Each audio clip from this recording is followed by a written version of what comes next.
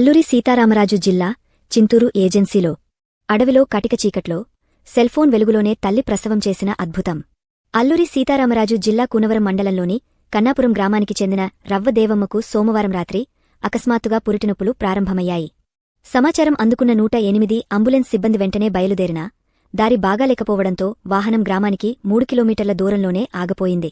ఈ పరిస్థితుల్లో ఈఎన్టీ రామమోహన్ కాలినడకన గ్రామానికి చేరుకుని దేవమ్మను తీసుకొస్తుండగా మార్గమధ్యలోనే నొప్పులు మరింతగా పెరిగాయి.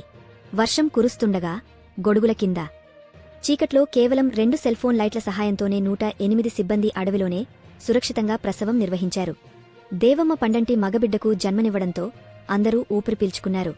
తర్వాత తల్లి, శిశువును కోతులగుట్ట వైద్యశాలకు తరలించారు. కేవలం ఆశా వర్కర్ ఈఎన్టీ రామమోహన్ ధైర్యసాహసాలతో ఈ విజయవంతమైన ప్రసవం జరగడంతో గ్రామస్థులు, బంధువులు వారిని హృదయపూర్వకంగా అభినందించారు.